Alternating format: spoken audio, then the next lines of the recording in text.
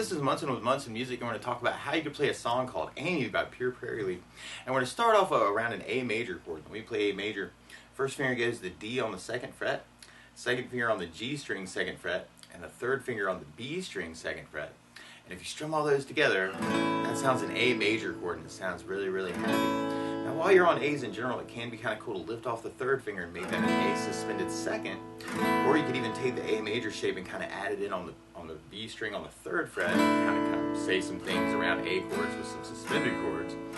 Or there are a couple other places you may want to think about playing the A major. Actually, while you're playing an A, you're only playing an A note as what we call the root, and a C sharp note, which is what we call the third, and an E note, which is what we call the fifth. So when you're playing A's, you're really playing A's and C sharps and E's. There's a couple other places you may want to think about using that to kind of get some higher sounds. So you could do the first finger on the B string on the 5th fret, second finger on the G string 6th fret, third finger on the D string 7th fret, and that's another way you can play your A major.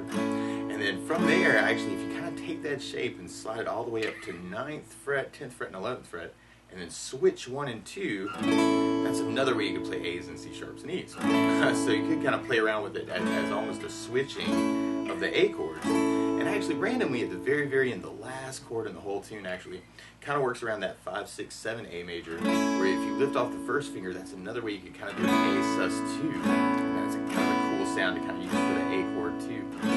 And on that part, almost, it kind of works around a bass idea. And you could do the A string for your bass, and then do it down and kind of kill the strings if you wanted to, or you can kind of let them ring. So you can kind of play open A, down, and you can even switch between those chords to kind of try that. And that might be kind of a cool way to kind of get used to those if those are new chord shapes for you. And then we end up doing that A major kind of for 4 times, and then our solo starts, and then we do another A. And then we end up with kind of the main idea of our verse, where we start off with A major, and then we go to a G major chord. When we play G major, first finger goes to the A on the 2nd fret, second finger on the low E string 3rd fret, and third finger on the high E string 3rd fret. And if you strum all those together, that sounds a G major chord, and it sounds really happy. Now you may also want to think about adding in the third finger on the B string 3rd, pinky on the high E string 3rd. And if you strum all those together, that's another way you can play your G major through the song. And then from the G, there's kind of a quick hit to a D major chord. When we play D major, first finger goes to the G on the 2nd fret, second finger on the high E 2nd fret, and the third finger on the B string on the 3rd fret. And if you strum the D string to the high E string, that sounds a D major chord, and it sounds really, really happy. Now while you're on D's in general, it can be kind of cool to lift off the second finger, make that a D suspended second, or you could take the pinky and add it in on the high E 3rd and make that a D sus. So you could kind of say some things around D chords too, kind of like the A chord. And on that part, actually, it's almost like you do the A with kind of a bass down, and then a up, down, up, and then go to the G with a low E for your bass, and then a down, and then a D with kind of a D string for your bass, and then a down. So it's a little weird, but and that strum pattern could kind of get carried through to kind of that bass down, up, G with a bass, down, D with a bass, down, A with a bass, down, up, down, G with a bass, down, D with a bass, down, kind of into our chorus part. Now another strum pattern, actually one of my favorite strum patterns for a 4/4 like this, is down, down, up, down, which you could kind of use through the tune too. And if you took the A and just tried that a lot, you'd have down, down, up, down, up, down, up, down, up, down, down, up, down, up, down, up. The weird part is where we start getting to those G-D changes, and you may want to kind of half that, just a down, down up on the G, down, down up on the D. So you'd have A, down, up, down, up, G, down, up, D, down, up, A, down, up, G, down, up, D, down, up. Or you could add basses to that, actually. I know we kind of talked a little bit about basses already, but on the A, you'd have the A string for your bass. On the G, you got that low E for the bass, and the D string, you got the D, you got the D for the bass. So you could work it as a bass down, up, down, up, and then kind of a bass down, up, bass down, kind of thing on that too. What you may want to do is kind of find one way that kind of works for you and kind of run with it. Or you can mix it up depending on how you're feeling, which is always cool too. And there's an awesome little solo at the very beginning, actually, if you wanted to kind of follow those notes. You start out with the D string on the 2nd fret, it's kind of a hammer on, 4th fret, 2nd fret on the G string twice, 4th fret on the G, 2nd on the G, and then 4th fret on the G is a slide to 6, and then 5 on the B, 7 on the B, 5 on the B, 6 on the G, and then 4 on the G.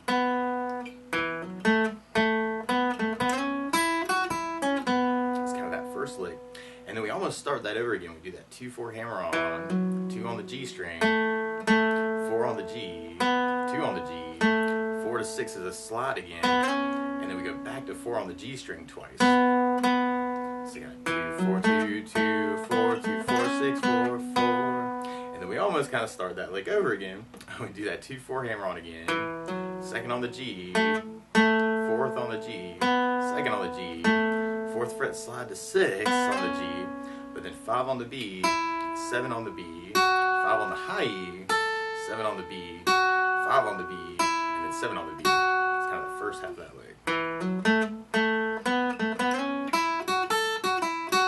And then we go 5th on the high E, 7 on the B, 5 on the B, 7 on the B, 5 on the B, 6 on the G, 4 on the G, 6 on the G, and then 7 on the B string, 5th on the B, 6 on the G, 5th on the B, 6 is a slide to 4 on the G, and then 2nd on the D, and then 4th on the D, and then 2nd on the D.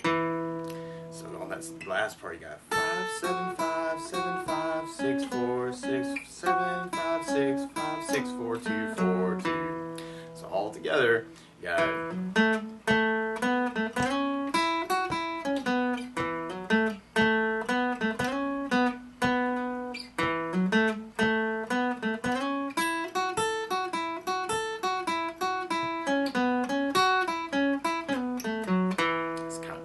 pretty close, I think, to the lick. And then from that intro part, then we'd be going into our main verse part. And we start off with that A idea to the G major and the D major idea. We do that 3 times, and then we kind of do 2 A majors right after that. But then we go back to the D major chord. We do 2 measures of the D, and then we go to a C major chord. When we play C major, first finger goes to the B on the 1st fret, 2nd finger on the D string 2nd fret, and 3rd finger on the A string 3rd fret. And if you strum the A string to the high E string, that sounds a C major chord, and it sounds really happy. While you're on C's, though, it can be kind of cool to lift the first finger, make that a C major 7. Or you could add in a pinky on the B string, C major 9, or randomly another way to play C major 9. We'd be doing first finger on the D 2nd, 2nd finger on the A 3rd, 3rd finger on the B string 3rd, pinky on the high E string 3rd. It's kind of a C chord. That could be kind of cool, because then you can kind of use your 3rd finger as kind of an anchor between the D and the C. And then we kind of repeat that, kind of 2 more D's, 2 more C's, and then we go to an E major chord. And we play E major. First finger goes to the G on the 1st fret, 2nd finger on the A string 2nd fret, 3rd finger on the D string 2nd fret. And if you strum all those together, that sounds an E major chord, and it sounds really happy. Now you may also want to think about lifting off the 3rd finger and kind of making that an E7 chord. Or you could take the pinky and kind of add it in on the B string on the 3rd fret, and make it an E7 with a little bit more bite that way. So on that part, actually, you may want to kind of use a couple of those strum patterns. Actually, you use down, down, up, down, or down, down, up, down, up. And the weird part actually is where we're halving that G and D. And if you're kind of digging on the bass notes, actually, your bass note for the C chord would be on the A string, and for the D, it's on the D string, and for the E, it's on the low E string. So we try to reverse with kind of a bass down, up, or kind of mixing this strum pattern up. We have the A, G, D.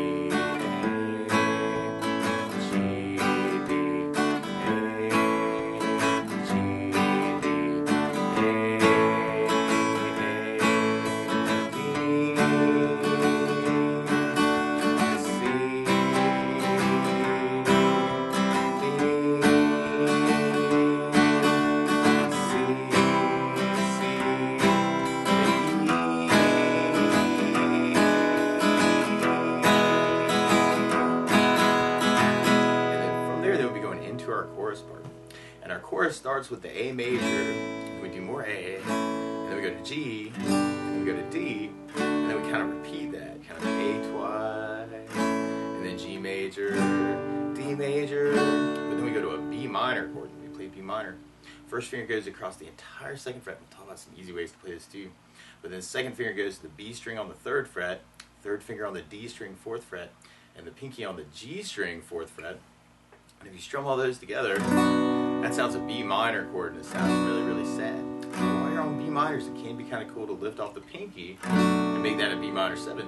Or another way to play B minor 7 is to do first finger on the A string 2nd fret, second finger on the G string second fret, and the third finger on the high E second fret. That's kind of a root position, D minor 7. Or if you kind of dig in on that C major 9 voicing, you could do first on the A string second, second finger on the G string second, and leave the third finger on the B string third, pinky on the high E string third. And that might be a little bit easier if you're just starting out to kind of give you a third finger as kind of an anchor between the D to the B minor, and then kind of working into the E major at the end. So we tried our chorus with our strum pattern. On the B minor, you'd have the A string for your bass. We're kind of digging on that bass note out there. So if we tried our chorus with kind of that strum pattern, we'd have the A, G,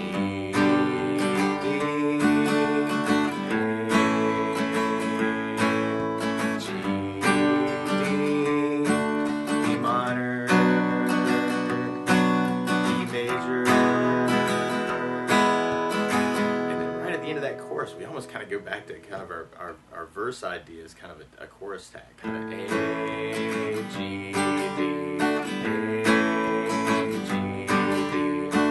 And then from there, we'll be going into our next verse. Now, if you know other licks around these chords too, feel free to kind of take this lesson and embellish it. So it might be kind of cool to kind of play around with the A's and the sus chords and doing hammer-ons into the chords.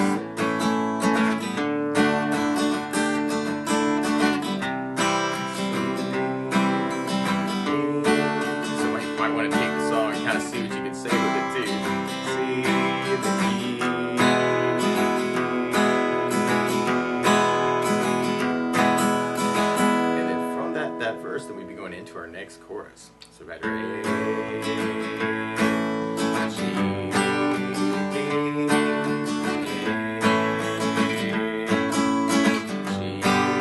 D, E minor,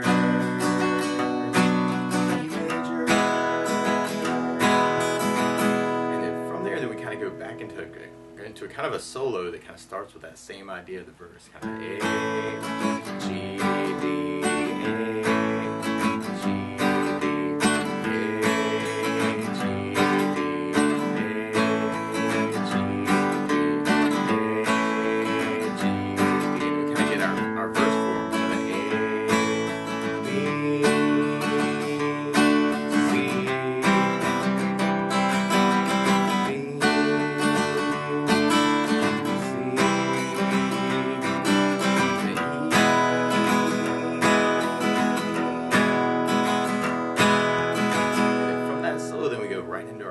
part. So we got our A, G, D, A,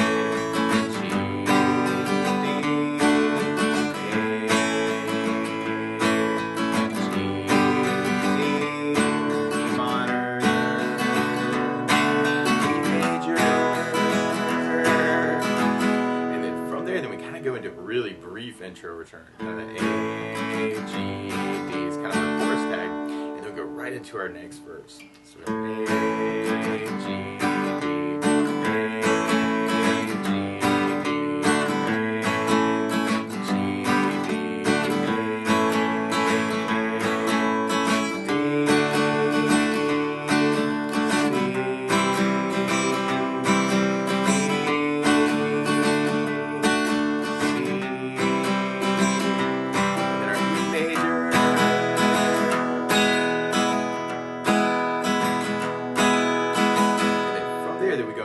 double chorus actually right after that. So we got our A,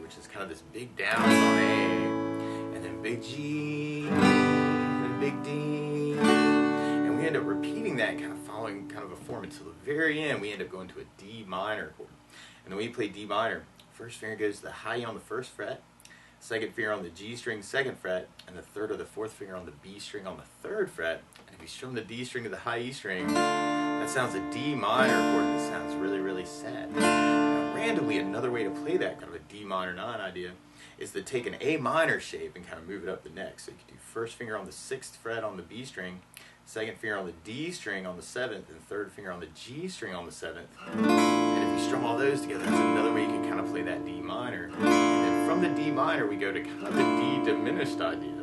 And one way to play the D diminished is to do first finger on the G string 1st fret, second finger on the high E 1st fret, and the pinky on the B string 3rd fret.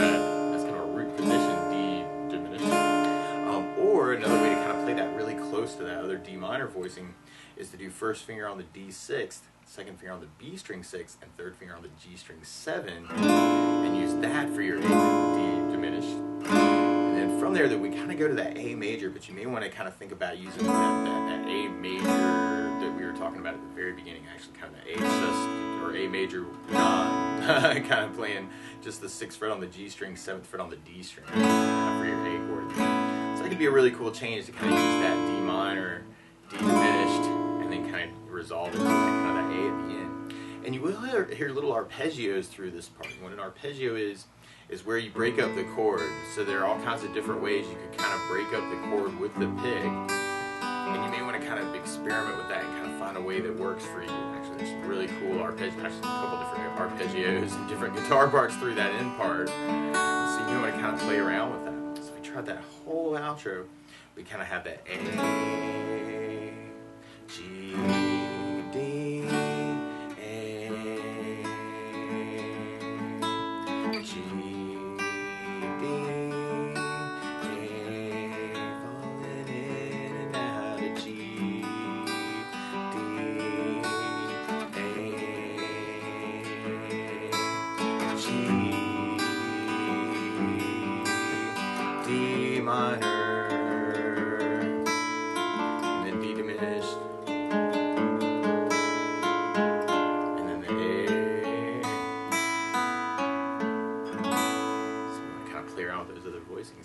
But that's the basics of how you get strung through Amie by Pure Prairie League. So good luck!